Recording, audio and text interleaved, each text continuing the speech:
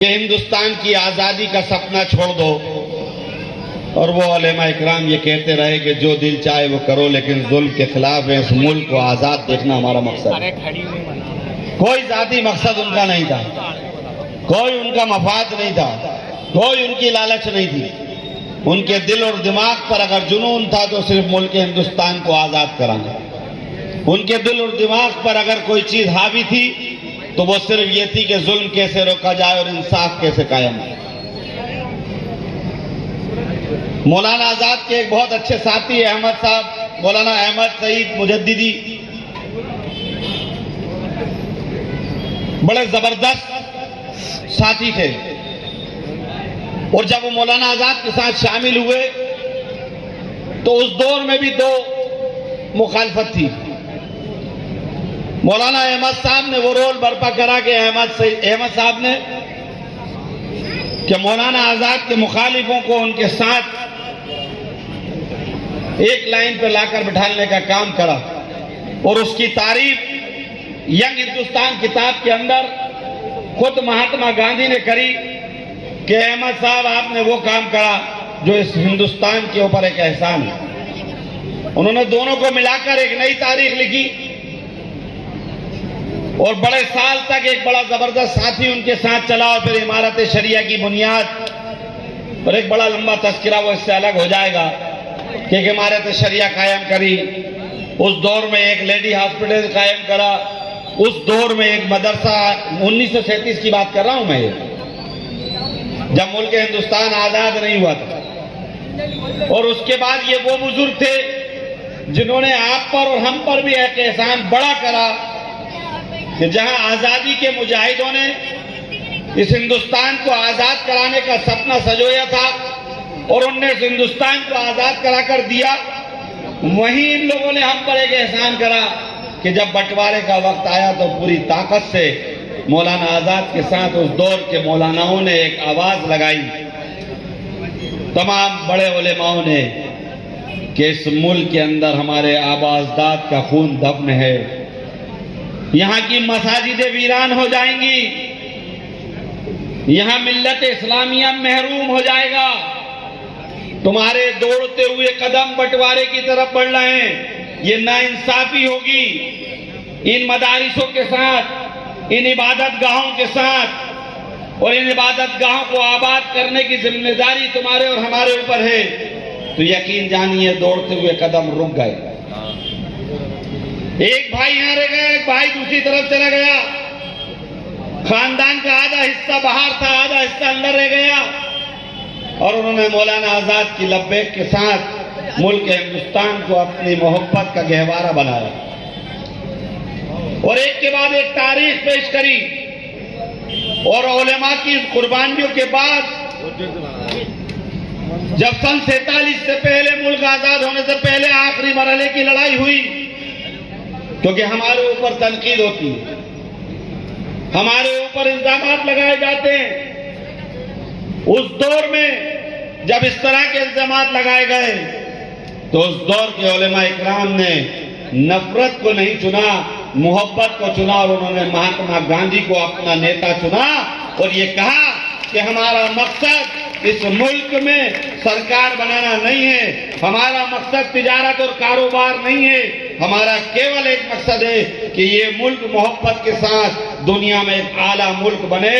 और इसी मोहब्बत की बुनियाद पर इंसाफ की सदा को बुलंद करते हुए हमने इस वतन को मजबूती के साथ दामन थाम लिया। आज बेशतर आप देखते होंगे पंजाब इलाके के कई लोग कभी आते हैं तो बताते हैं कि मस्जिद वीरान, मसाजिदों के अंदर जानवर बांध दिए गए। सोचो हमारे बुजुर्गों का हम पर क्या एहसान है, क्या कर्जा वो हमको देकर गए कि हमको एक आबाद करके एक बड़े मदारिसों की शक्ल में एक इल्मी इदारे हमको देकर गए। और वो इल्मी इदारे इस बात के लिए कायम थे कि जहां हमको आखिरत का मंजर दिखा रहे हैं, वही हमको दुनिया के जीने का सलीका भी सिखा रहे हैं। ये काम आज के दौर में भी दारुल उलूम देवबंद और नज़वा कर रहा है। एक तरफ हमको हुकूमत करने का सलीका भी सिखाता है, एक तरफ हाकिम की हिकमत का करने का तरीका भी सिखाता है, तो दूसरी तरफ हमें सकावत भी सिखाता है। वही इदारा हमको इस मुल्क हिंदुस्तान की वो याद भी दिलाता है कि ये दोनों इदारे उस दौर में कायम हुए थे जब अंग्रेज देखना पसंद नहीं कर रहे थे। उस दौर में इन इदारों को कायम करके सीनों पर गोलियां खाकर ये तहरीक आजादी चला रखी थी उन उलेमाओं ने। लंबी फहरिस्त है। मैं तो चाहता हूं कि बच्चे तकरीर के बजाय ज्यादा से ज्यादा उलेमा का नाम पढ़ें, क्योंकि हम और आप और फैज क्लब के तमाम वो साथी मुबारकबाद के मुस्तहिक हैं कि अल्लाह करे कि अल्लाह हमारे इस अमल को कबूल कर ले कि हम भी आज उसी दौर के उसी तासुब और नफरत भरे माहौल में वही एक कोशिश कर रहे हैं जो हमारे पुराने आबाजदाद देकर गए थे। हमने वो कोशिश इसलिए शुरू करी कि जब आज से 12 साल पहले हमने देखा कि नफरत का बाजार गर्म हो रहा था और इतिहास को मिटाकर बिरादरान वतन हिंदू भाइयों के दिल में ये बताने की कोशिश की जा रही है कि इस मुल्क के हिंदुस्तान के अंदर मुसलमानों का कोई रोल नहीं है। उनके आजादी के मुजाहिदे आजादी के नामों को जब दरपेश करके काटा जाने लगा, उलेमा इकराम के नाम को दबाया जाने लगा, हिस्ट्री को झूठा और फिल्मों के नाम पे एक पाखंडी फिल्में बनाकर हमें और हिंदू और मुसलमान को लड़ाने की कोशिश की जाने लगी, तो उस दौर में इस तरह के प्रोग्राम की जरूरत है जो उन लोगों को आईना दिखा सके कि तुम नफरत बांटोगे, हम मोहब्बत बांटेंगे। हम तुम्हें वो हकीकी आईना दिखाएंगे कि तुम हमें उनको बांट नहीं पाओगे, क्योंकि हमारा मकसद भी इस मुल्क के अंदर इसको बर्बादी नहीं है, इस मुल्क की तबाही को रोकना है, इस मुल्क की नफरत को रोकना है, बढ़ती हुई अराजकता को रोकना है। आज कानून दाद कहते हैं, आपने सुना होगा बड़े बड़े वकला आज ये कहते सुनते हैं यूट्यूब पर कि संविधान की धज्जियां उड़ गई। ये संविधान कहां से बना, ये आइन कहां से आया? ये जब मुल्क आजाद हुआ तभी तो ये आइन बना, और आइन बना तो उसके बाद हमें हुकूक मिले, और अगर उस हुकूक को कोई रोंदने का काम करेगा तो आरिफ मसूद एलानिया कहता है उसके सामने सीना तान के खड़े होंगे। जब तक जिंदा हैं इस आइन को तबाह और बर्बाद नहीं होने देंगे। अभी एक बच्ची मौलाना मिल्लतुल्लाह रहमानी साहब का नाम पढ़ रही, जिस बच्ची ने भी मिल्लतुल्लाह रहमानी साहब का नाम पढ़ा उनके बेटे थे मरहूम मौलाना वली रहमानी। मिल्लतुर रहमानी साहब लड़ाई में जब एक वक्त दिल्ली पहुंचे तो अंग्रेज ने उनसे कहा कि अब आप आ तो गए और यहां से वापस नहीं जाओगे, आपको जेल जाना पड़ेगा। मिल्लतुर रहमानी हंसे और उसकी तरफ चेहरा करके कहने लगे तुमने मेरे हाथ की पोटली नहीं देखी। उन्होंने अपने हाथ में बंधा हुआ एक कपड़ा निकाला और कहा तुम मुझे जेल भेजने की बात कर रहा हो, मैं या तो आजादी का परचम लेकर जाऊंगा या ये मेरा कफन है, मेरी लाश मेरे घर लाएगी। ये किरदार था इन लोगों का। और उन्हीं के बेटे मौलाना वली रहमानी अल्लाह उनकी कब्र को नूर से भरे, आज से 8 साल पहले मौलाना ये वफ एक जो कल रुक गया, अल्लाह ने आप लोगों की दुआ से रुकाया, ये आज से 8 साल पहले और 11 साल पहले 2013 में इसका गवाह में दिल्ली के अंदर इस वक्त को तरमीम करने के लिए यूपीए की गवर्नमेंट में हम लोगों ने कोशिश करी और कहा कि इसको मजबूत किया जाए और लोगों को यह समझाने की कोशिश की जाए, जैसे आज हम लोगों को यह समझा रहे हैं कि हिंदू और मुसलमान के बीच फर्क आजादी की लड़ाई में नहीं था। अगर हिंदू और मुसलमान के बीच फर्क होता तो ये मुल्क हिंदुस्तान आजाद नहीं होता, लड़कर तबाह हो जाता। इसी तरह आज हमको जो नफरत की बुनियाद पर हमारे हुक्म छीनने की बात की जा रही है ये गलत है, क्योंकि वक्फ को हमें समझना होगा कि वक्फ है क्या। वक्फ अल्लाह के नाम पे दी हुई जमीन को वाक़िफ कहते हैं। और मौलाना बैठे हैं, मौलाना बताएंगे कभी इस मौके पर, आप इनसे पूछिए जाकर कि वाक़िफ की मंशा को वक्फ करने वाला जब वक्फ कर देगा तो वो अपनी हयाती में भी तब्दील नहीं कर सकता, क्योंकि जब अपनी जबान से ये कह देगा कि ये जमीन ये जायदाद मैंने अल्लाह के नाम पर वक्फ करी तो उसके बाद उसका हक खत्म हो जाएगा। और आज उस जमीनों को छीना जाना था, सरकार अपने पास हथियाना चाहती है। मैंने कहा अखबार वालों से, उन्होंने कहा ये वक्फ के लिए मजबूती वाला बिल है। मैंने कहा 40 बिंदुओं में एक बता दो, 40 बिंदुओं में एक बताओ क्या मजबूती है इस वक्फ के अंदर। वक्फ की प्रॉपर्टी को खाली कराकर देंगे, बताओ इसमें है क्या? कब्जेदारों के कब्जे हटाएंगे, यह है क्या? सुप्रीम कोर्ट के हिसाब से जो सुप्रीम कोर्ट ने डायरेक्शन दिया कि एक लिमिट महदूद की जाए, एक कॉरेस्पॉन्डेंट के जरिए एक कारपोरेटर बिठाया जाए और वो ये तय करे कि इतने दिन के अंदर इसको खाली कराया जाएगा, क्या आपके इस कानून के अंदर वो है? तो कहीं पर भी नहीं है। मैंने कहा अखबार वालों से, माफ करना, हम लोग कहीं ना कहीं थोड़े बहुत पढ़ लिख लिए। इस पूरे 40 बिंदुओं में सिर्फ वो रास्ता आप खोल रहे हो जो रास्ता सरकारी कब्जा करने का है। आप चाहते हो कि इस रास्ते से ना आकर सरकार उस रास्ते से बेजा के जमीनों को कब्जा कर ले। तो ये याद कर लो, जब तक हम जैसे लोग जिंदा हैं वक्त की जमीन को बर्बाद और तबाह होने नहीं देंगे। पर ये कानून आपका इंशाअल्लाह रुकेगा। सुबह 12 बजे की बात, मीडिया वाले बहुत सारे थे यहीं आपके पास, पीएचक्यू थे, और मैंने उनको ऐलानिया कहा था और हंस भी रहा था। मैंने कहा इंशाअल्लाह जो कोशिश करिए रिजल्ट अल्लाह देगा। पूछा शाम को क्या होगा, अकबर हंस रहे हैं, मुझसे कह रहे थे क्या होगा, मैं शाम को इंशाअल्लाह। और वहां बिहार के तमाम जिम्मेदारों ने मिलकर नीतीश बाबू को समझाया कि गलत हो जाएगा, चंद्रबाबू नायडू को समझाया, और उसके बाद एक पार्लियामेंट्री कमेटी शाम तक बनी और वो बिल पास होने के बजाय पार्लियामेंट्री ज्वाइंट पार्लियामेंट्री कमेटी कहलाती है जेपीसी, उसके अंदर भेज दिया गया। पास नहीं हो पाया, लोकसभा से पास नहीं हो पाया। और मुझे 3 दिन से इस बात की तकलीफ थी क्योंकि मैंने मौलाना वली रहमानी साहब के साथ उस दौर में उस वक्फ एक्ट के लिए काम करा था।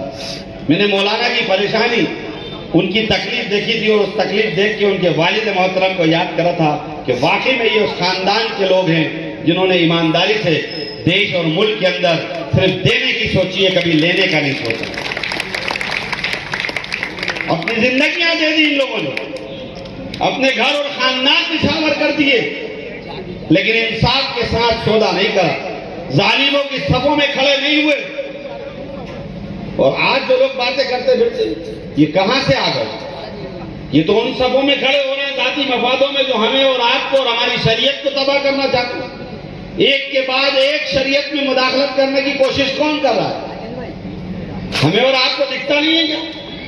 सबको समझ में आता है कि आज कौन मुदाखलत कर रहा है। और ऐसे वक्त में भी जहां मुसलमान इंसाफ दिलाने के लिए और हमारे मिले हुए कानून और हुकूक को दिलाने के लिए लड़ रहे हैं, वहीं बिरादरान वतन में हजारों हजार हिंदू लीडर मौजूद हैं जो हमारी सदा को बुलंद कर रहे हैं, चाहे वो लोकसभा हो चाहे विधानसभा हो। और वो ये कह रहे हैं कि इंसाफ के साथ हम आपके साथ रहेंगे। जो वादा हमारे आबा अजदाद ने भी आपके साथ बंटवारे के समय करा था, हम आपको परेशान नहीं होने देंगे। आज ऐसे वक्त में हमें और आपको भी मिलकर चलना होगा। हमें आपको भी आज मिलकर एक लाइन बनाना होगी, क्योंकि ये नफरत का पैमाना अभी रुका है, थोड़ा कम पड़ा है। अगर जरा सी मेहनत, जरा सी ताकत और लगाते तो इंशाअल्लाह सुम्मा इंशाअल्लाह ये चक्र पूरा रुक जाता, कहीं कमी रह गई। लेकिन अब ये हमने सवाल तो उठा लिए और ये तो कह दिया कि एक सामने दिख रहा है, एक तात्सुब वाली जमात है, एक नफरत फैलाने वाली जमात है, एक लोगों को बांटने वाली जमात है।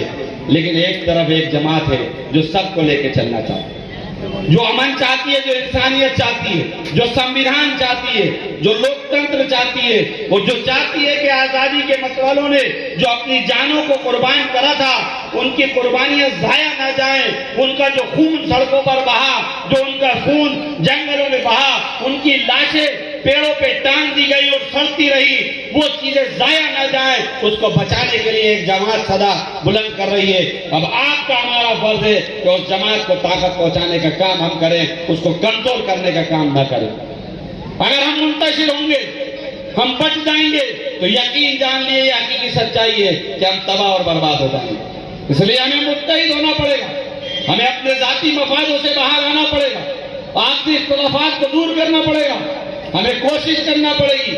हमारे ऐसे साथियों को तलाशना होगा जो शहर के अंदर, प्रदेश के अंदर और देश के अंदर ऐसा माहौल बनाए कि हम सबको मिलाकर एक काम करें, और वो काम करें कि हिंदुस्तान को खुशनुमा माहौल में ले जाएं।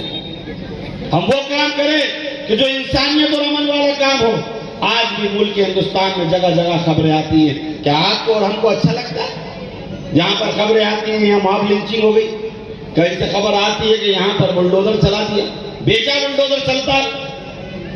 मैं तो कांग्रेस पार्टी के अपने नेताओं से कहा कि ये जो बेजा बुलडोजर की संस्कृति है, इसके ऊपर कांग्रेस को आगे आना चाहिए और आगे आकर ताकत से खड़े होना चाहिए। कोई जरूरत नहीं है डरने और घबराने की। हमें सबको मिलकर लड़ना चाहिए कि नाइंसाफी के खिलाफ लड़ना ही तो हमारा मकसद है। इंसाफ दिलाना, इंसानियत और अमन की तरफ ले जाना हमारा मकसद है और इस मुल्क के हिंदुस्तान को एक अच्छा गुलिस्ता बनाए रखना हमारी और आपकी जिम्मेदारी है और उस गुलिस्ता को बचाए रखने के लिए ही तो हमारे लोगों को आगे आना पड़ेगा। तो मैंने कहा है सब आगे आओ और मध्य प्रदेश के अंदर या हिंदुस्तान के अंदर इस तरह की संस्कृति जहां पे भी होगी उसको रोकेंगे। तो मैं आप सभी यही दरखास्त करना है कि आप और हम सब लोग मिलकर एक अच्छी शक्ल में काम करें। आपस में इख्तलाफ करना, लड़ाना बहुत आसान है, जोड़ना बहुत मुश्किल है।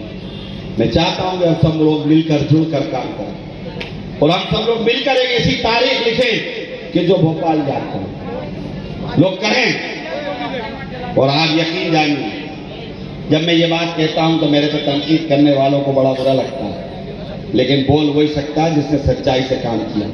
मैं अगर जोड़ने की बात आपसे कह रहा हूं और मिलाने की बात कह रहा हूं, जाति मफाद को दूर करने की कह रहा हूं, इख्तिलाफात को खत्म करने का कह रहा हूं, तो उसका मौजूदा आपके सामने खड़ा हूं। मेरी बरसों आरिफ हकीम साहब से बातचीत नहीं की, बरसों मेरे उनके नजरिए इख्तिलाफात थे, बरसों मेरी उनके दूरी रही, लेकिन जब मौका आया कि एक नफरत वाली आंधी को रोकना है तो छाती तान कर आरिफ मसूद उनके साथ खड़ा हुआ और ये कहा कि आप मत घबराएं, हम मिलकर लड़ेंगे, नफरत वालों को कामयाब नहीं होने देंगे।